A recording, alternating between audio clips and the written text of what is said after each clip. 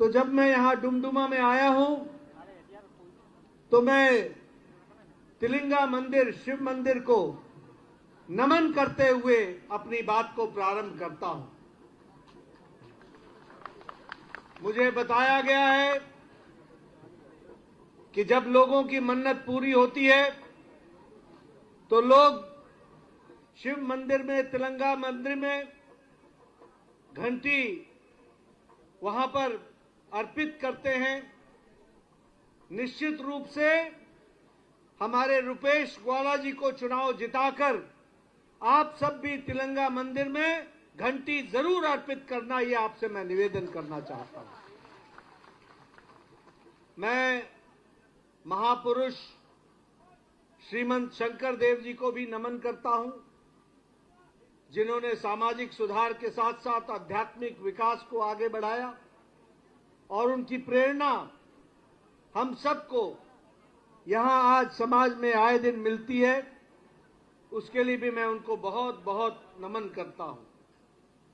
मैं अदम्य साहस के लिए वीर लचित बोरफुकन जी को नमन करता हूं, जिनका अदम्य साहस ने समाज और देश को एक नई दृष्टि दी और अहम को भी नई दृष्टि दी। इसके लिए मैं बहुत बहुत उनको नमन करता हूं।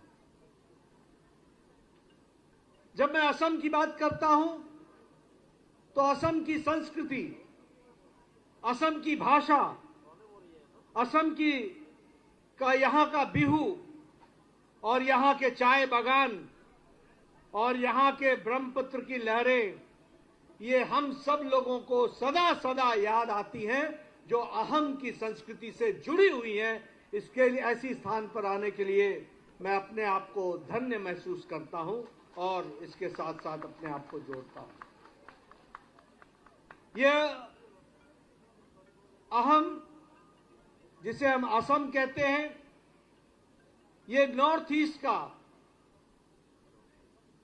उत्तर पूर्वी का ये प्रवेश द्वार है और प्रवेश द्वार के साथ साथ हमारे प्रधानमंत्री मोदी जी ने इसे अष्टलक्ष्मी की संज्ञा दी है और उस असम की अष्टलक्ष्मी का केंद्र वो अहम है। इसके ऐसे स्थान पर आने पर मैं अपने आप को धन्य महसूस करता हूं। मैं जब यहां आया हूं तो मुझे पुराना दौर भी याद आता है। पुराना दौर बम, बंदूक, हड़ताल, आतंकवादी हमले, अशांति, कर्फ्यू, यह सब हम लोगों ने पिछले दौर में देखा है। जब कांग्रेस की सरकार होती थी तो हमने ये सारे दौर देखे हैं और इस दौर में हमने वो भी देखा है जब कांग्रेस ने आप लोगों को अपने हाल पर छोड़ दिया था और आपकी भी चिंता नहीं की थी। ऐसे दौर को भी हमको याद रखना चाहिए। लेकिन और उन्होंने आपको सिर्फ एक वोट बैंक की तरह समझा था। चाय बागान के लोग उनके लिए वोट बैंक थे। आप लोगों ने उनको एकाधिकार दे रखा था। वो कोई आपके सेवा में, आपके विकास में उनका कोई योगदान नहीं था।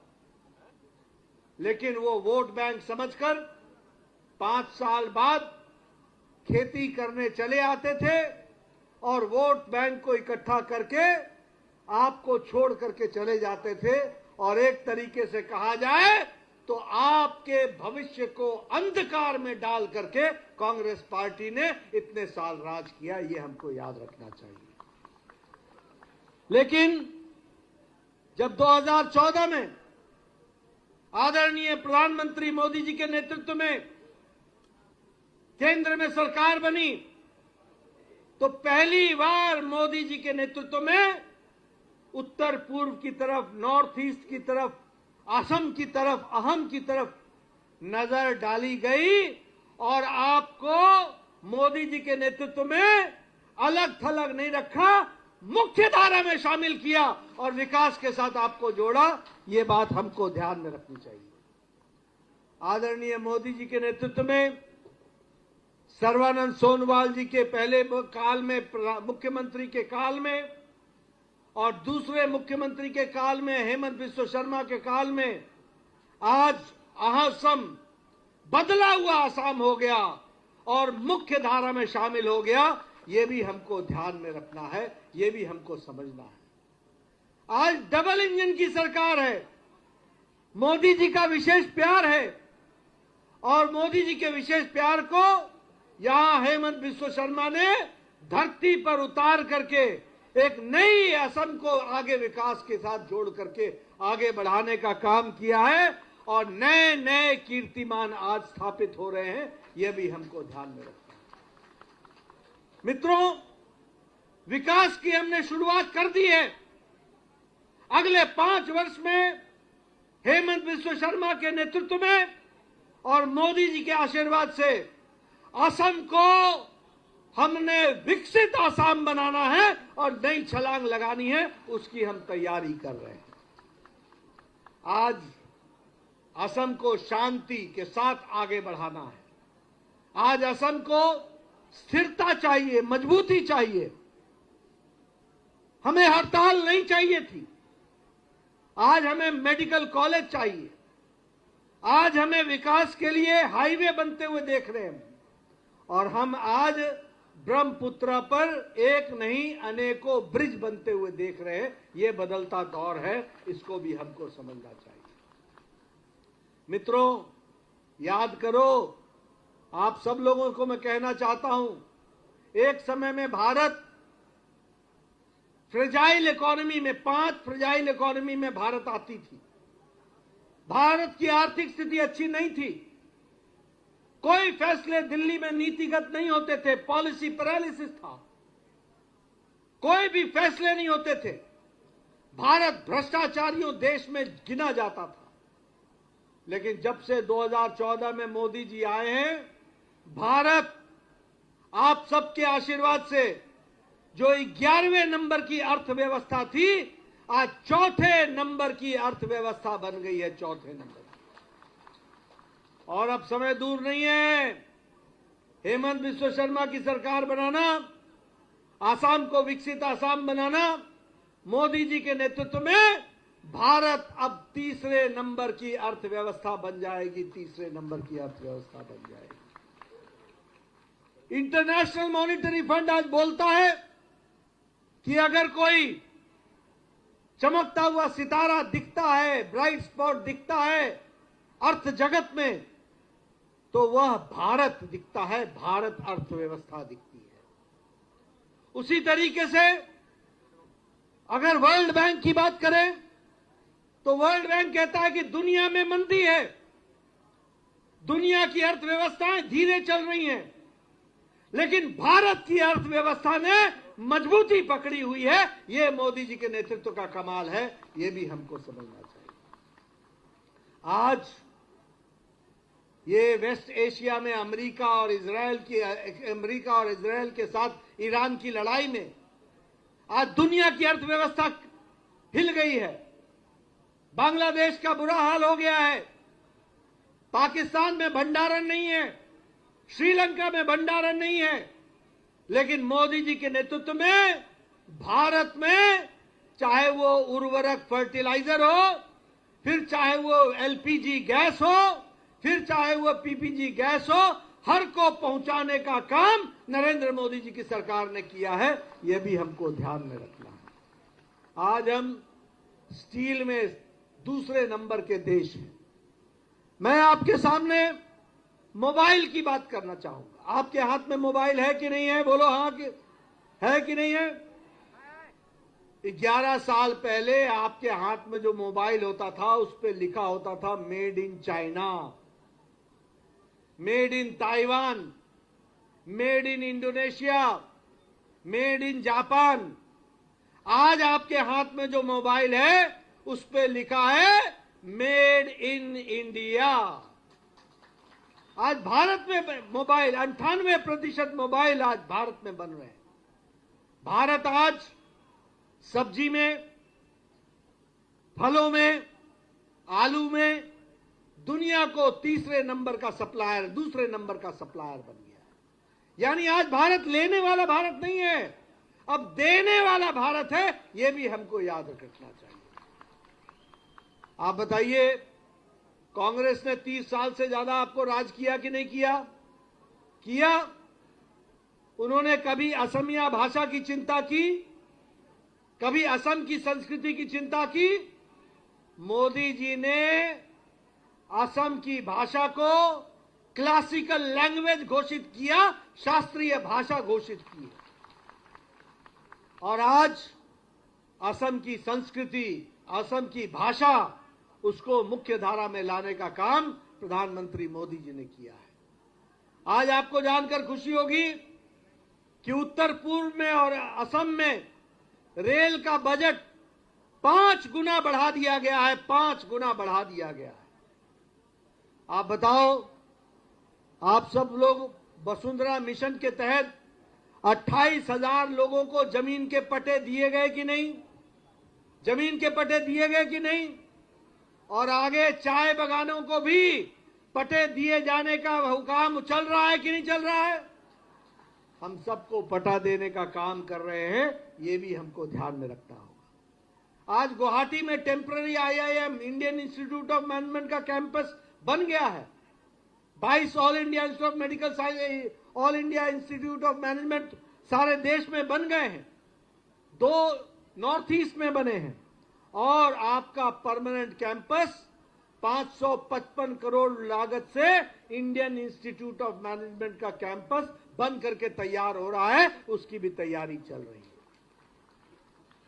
आपको जानकर के खुशी होगी कि ये जो गुवाहाटी और नॉर्थ गुवाहाटी को कनेक्ट करने वाला ब्रिज है, 1.24 किलोमीटर का, 1.24 किलोमीटर का, ये 3,300 करोड़ रुपए से लेकर के इसको बनाने का काम मोदी जी ने 2019 में शुरू किया और 2026 में आपको समर्पित कर दिया। आज गुवाहाटी और उत्तर गुवाहाटी को जोड़ने का काम प्रधानमंत्री मोदी जी ने किया है।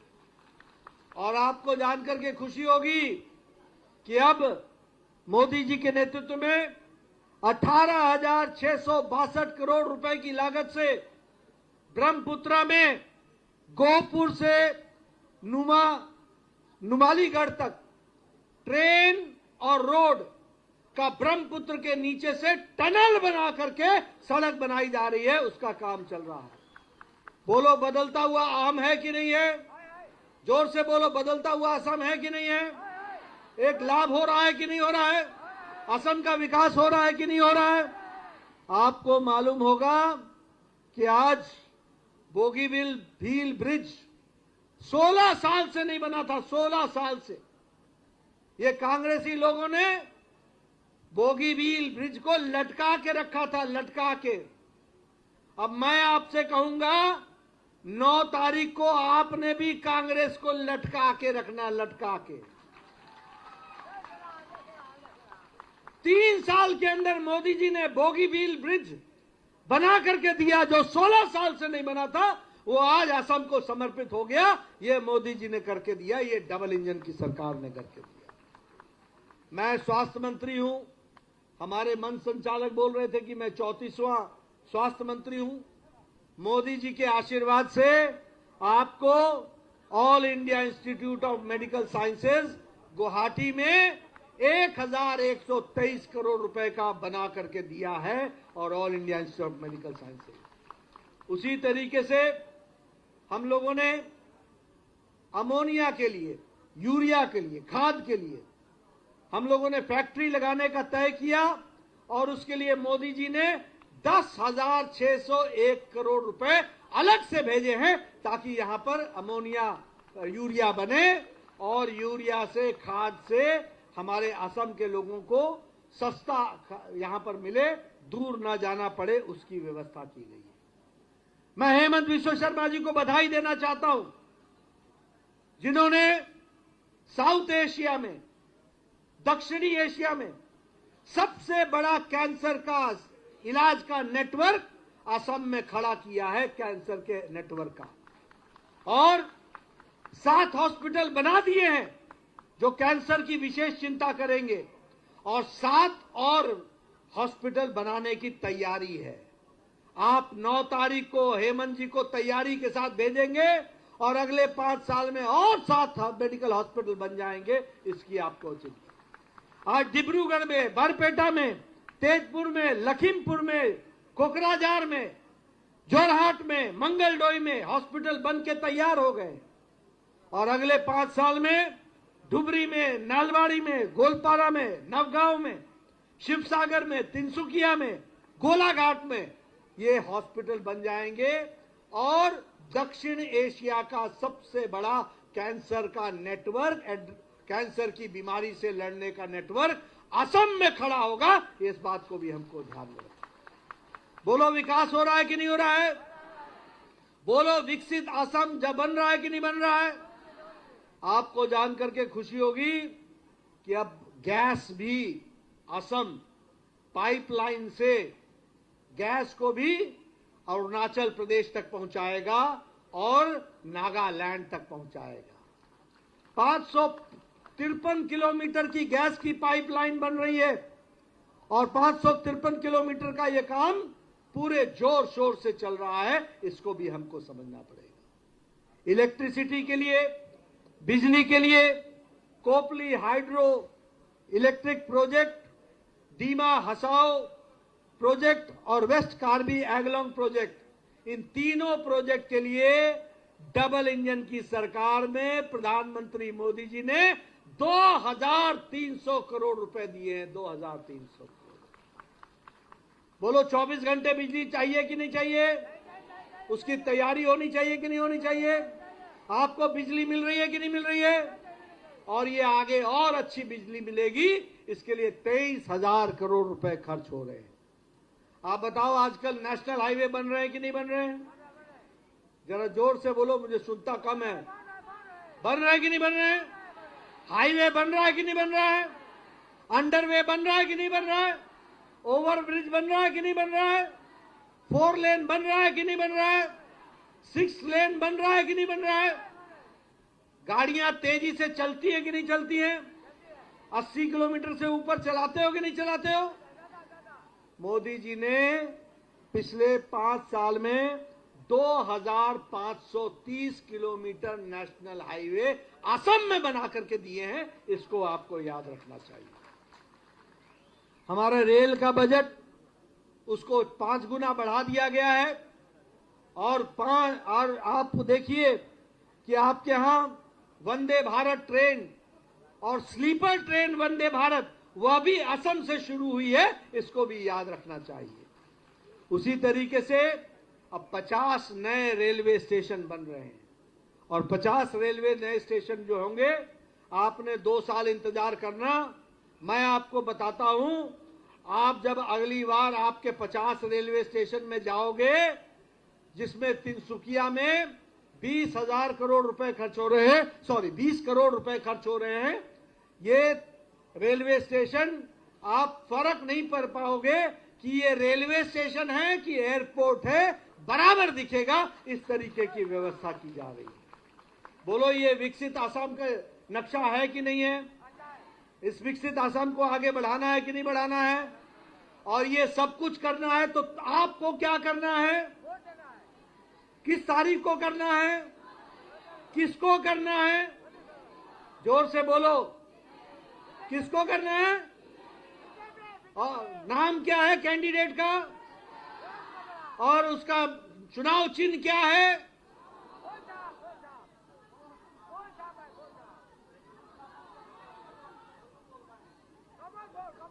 पदम। पदम, हम कमल बोलते हैं, पदम। ठीक है, देंगे ना? तो ये सब विकास तब होगा, डुमडुमा का विकास तब होगा, जब आप रुपेश गोयला को आप विधानसभा में भेजोगे और अपने सरकार को आगे बढ़ाओगे, तब होगा।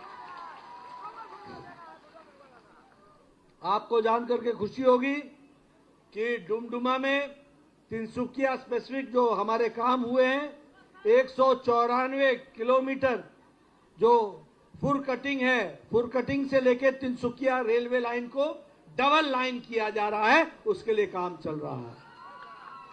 300 तिनसुकिया मेडिकल कॉलेज को 614 करोड़ रुपए दे करके उसका भी विकास किया जा रहा है। उसी तरीके से डुमडुमा नदी पर आरसीसी ब्रिज, उसका भी काम चल रहा है और डुमडुमा नदी पर पूरा आरसीसी का ब्रिज बनेगा। इस तरीके से काम चलेगा। मित्रों, डबल इंजन की सरकार में हेमंत बिस्व शर्मा ने 1,56,000 सरकारी नौकरी दी है पिछले 5 साल में, और सबके हाथ में अपॉइंटमेंट लेटर थमाया है, सबके हाथ में अपॉइंटमेंट लेटर थमाया है 1,56,000 लोगों को। और अरुणोदय योजना में महिलाओं को 38 लाख महिलाओं को 1,250 रुपए उनको अरुणोदय योजना में उनके घर में हर महीने पहुंचाया है। और अब आप फिर से रुपेश ग्वाला को चुनाव जिता के भेजो, 3,000 रुपए आपको प्रतिमाह पहुंचाया जाएगा, 3,000 रुपए।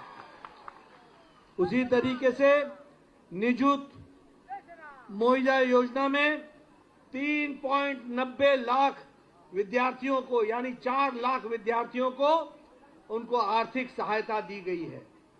लखपति बाईदेव योजना में 40 लाख हमारे सेल्फ हेल्प ग्रुप सहायता समूह जो हैं, स्वयं सहायता समूह, उनके हर महिला को 10-10 हजार रुपए दिया जाएगा, इसकी व्यवस्था की।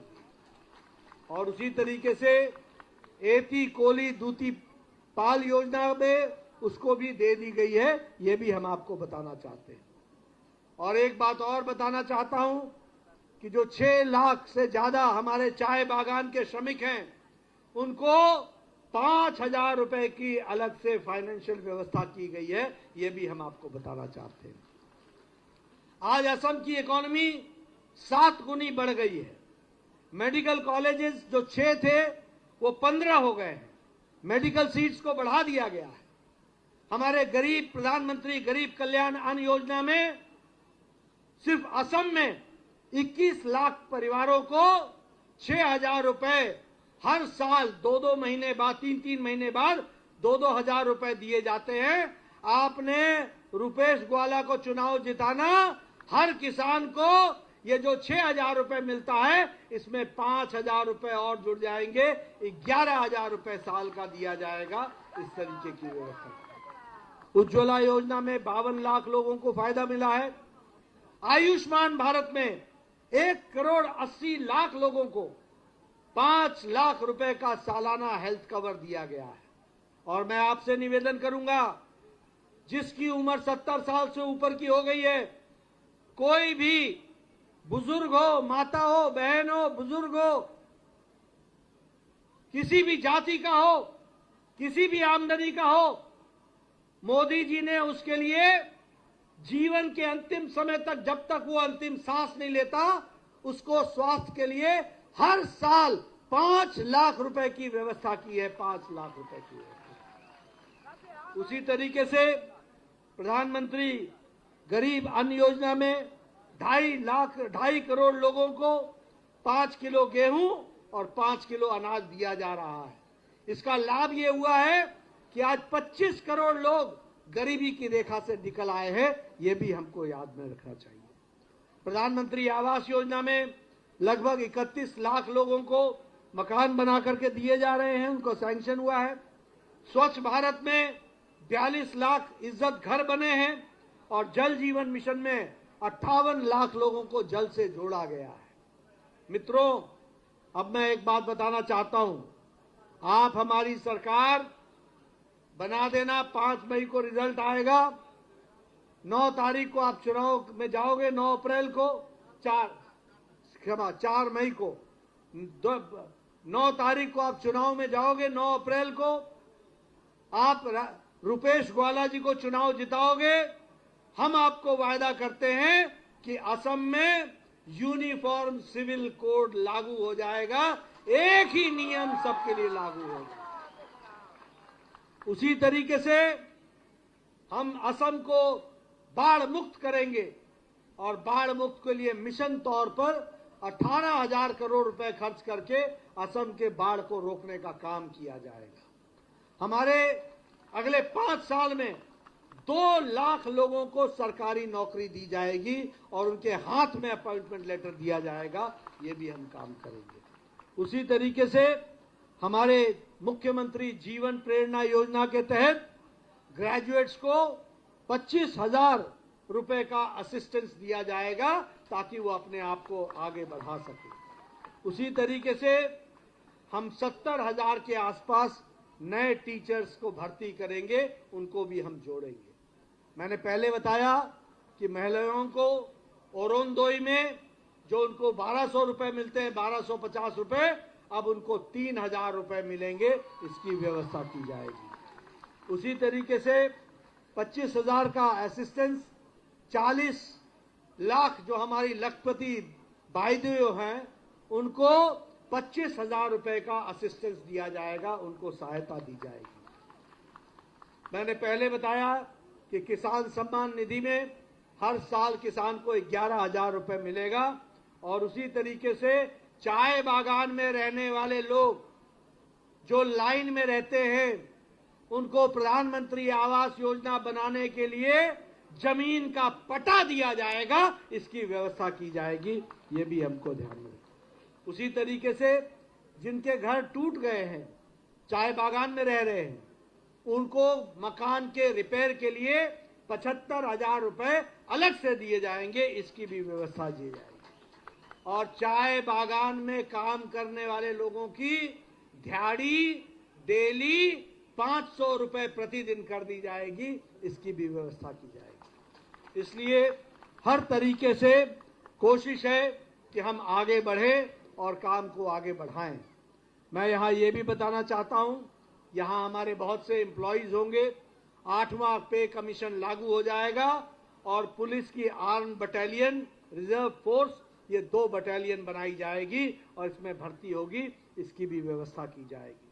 मैं एक बात और आपको बताना चाहता हूं कि हमारे रुपेश ग्वाला जी जो चाय बागान के टी ट्राइब के जनरल सेक्रेटरी भी हैं और जिन्होंने ट्राइब के लिए, टी ट्राइब के लिए बहुत बड़ी लड़ाई लड़ी है और पार्टी ने उनको मंत्री भी बनाया है, आगे भी उनको मजबूती दी जाएगी और आगे हम काम को आगे बढ़ाएंगे। यह हमेशा बीजेपी के लिए, कमल के लिए और हमारे लोगों के लिए, चाय बागान के लोगों के लिए हमेशा तत्पर रहते हैं और उसके लिए काम करते हैं, जमीन से जुड़े हुए हैं। ऐसे नेता को आगे लाना ये हमारी जिम्मेवारी है। ये मैं आपको एक जिम्मेवारी सौंप करके जा रहा हूं। बोलो, मेरी जिम्मेवारी को आप निभाओगे कि नहीं निभाओगे? निभाओगे कि नहीं निभाओगे? कमल पर वोट दोगे कि नहीं दोगे? पौधाम पर वोट दोगे कि नहीं दोगे? रुपेश ग्वाला को जिताओगे ना? जिताओगे ना?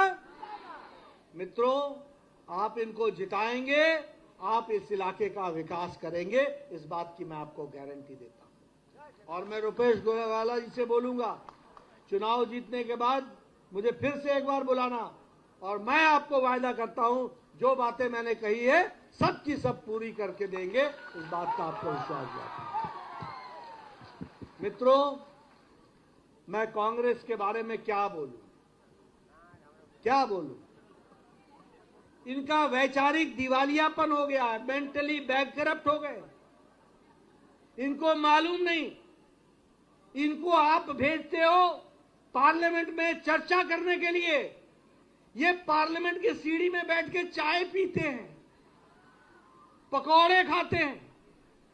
अगली बार ये आए तो इनको यहीं चाय पिलाना, यहीं पकौड़े खिलाना और दिल्ली में मोदी जी के नेतृत्व में चलने वाली सरकार को मजबूती देने के लिए बीजेपी के कैंडिडेट हमेशा आगे आए, इसकी चिंता करनी। ये कांग्रेस पार्टी थकी हुई पार्टी हो गई है, टूटी हुई पार्टी हो गई है, खोखली पार्टी हो गई है। आपको जानकर के आश्चर्य होगा, मैंने बीजेपी का पटका लगाया है और बीजेपी के लिए मैं हमेशा काम करता हूं, लेकिन आपने मुझे अहम का पटका दिया, गौंसा दिया। मैंने असम के सम्मान और उसके लिए विशेष प्यार और नमन का करते हुए इस गमछे को मैंने पहना है और इसको मैं अपने साथ जोड़ता हूं। ये आपने सम्मान मुझे दिया है। राहुल गांधी को 26 जनवरी को राष्ट्रपति भवन में राष्ट्रपति महोदया ने उनको असम का गोमसा दिया, गोमसा, और राहुल गांधी ने उसको मोड़ करके हाथ में लेकर के गमछा पहनने से इनकार कर दिया। बोलो, ऐसे लोग कभी भी असम की चिंता करेंगे क्या? इनको असम के सम्मान की चिंता है क्या? इनको असम की संस्कृति से प्यार है क्या? इनको असम की भाषा से प्यार है क्या? ये वो लोग हैं जिनको खुद ही पता नहीं चलता, जो कल इनके साथ खड़े होते हैं वो परसों इनको ही छोड़ के चले जाते हैं। ये इनकी स्थिति है। ये मानसिक दिवालियेपन पर जाने वाली पार्टी हो गई है। इसको भी हमको याद रखना चाहिए, इसको हमको समझ लेना चाहिए। मैं आपको अंतर बताता हूं। आपने मनमोहन सिंह जी, स्वर्गीय मनमोहन सिंह जी, आज वो इस दुनिया में नहीं है। मैं उनको नमन करता हूं, उनको बहुत आदर के साथ देखता हूं। लेकिन आप बताइए, वो 10 साल प्रधानमंत्री रहे और वो असम से राज्यसभा के सदस्य थे। कांग्रेस पार्टी ने उनको कब यहां बुलाया और वो कितनी बार आए? लेकिन प्रधानमंत्री मोदी जी यहां 39 बार आ चुके हैं असम में, और 70 से ज्यादा बार वो नॉर्थ ईस्ट में आ चुके हैं, पूर्वी उत्तर में आ चुके हैं। ये अंतर है, इसको भी हमको समझ लेना चाहिए, इसको भी हमको ध्यान में रखना चाहिए। मैं अंत में एक बात कहना चाहता हूं, ये कांग्रेस के लोगों ने क्या किया। ये तो आप चाय बागान वाले लोग हो जिन्होंने घुसपैठियों को यहां बसने नहीं दिया। मैं आपको सलूट करता हूं, मैं आपको नमन करता हूं। आपने भारत माता की रक्षा की है, इसके लिए आपको मैं नमन करता हूं। लेकिन कांग्रेसियों ने क्या किया? इन घुसपैठियों को बुला करके यहां बसाया, उनका आधार कार्ड बनवाया, उनका आयुष्मान कार्ड बनवाया, उनको भारत में लाए और वोट बैंक की तुष्टीकरण की राजनीति की है।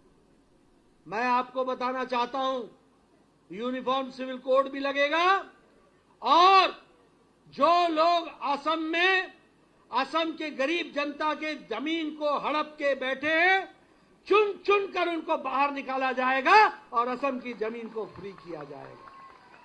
और ये जो तुष्टीकरण की राजनीति करने वाले लोग हैं, जिन्होंने किसानों की, आदिवासियों की, हमारे उनके जंगल जमीन पर जो जमीन को हड़पा है, उससे मुक्ति दिलाने का काम हेमंत बिस्वा शर्मा की सरकार करेगी और मोदी जी का आशीर्वाद मिलेगा। इस तरीके से काम चलेगा। मैं यहां ये भी आपको बताना चाहता हूं कि मतदाता सूची से भी घुसपैठियों के नाम हटाए जा रहे हैं, और जो बच गए हैं उनका भी नाम हटा दिया जाएगा। इसकी चिंता होगी, ये भी आप ध्यान दें। इसलिए मित्रों, मैं आपसे निवेदन करने आया हूं कि आप कमल पर, पौधम पर मुहर लगाइए और 9 तारीख को सुबह सुबह उठकर स्नान करके अपने इष्ट देवता को याद करके सीधे मतदान पर पहुंचिए और रुपेश ग्वाला को चुनाव जिताइए। पहले मतदान, फिर जलपान, तब नाश्ता कीजिए। ये आपसे निवेदन है। बोलो, करोगे ना? जरा पीछे से भी आवाज आनी चाहिए। करोगे ना? रुपेश ग्वाला को जिताओगे ना? यहां पर अच्छे तरीके से जीतेगा ना रुपेश ग्वाला? असम में सरकार बनाओगे ना? बहुत बहुत धन्यवाद।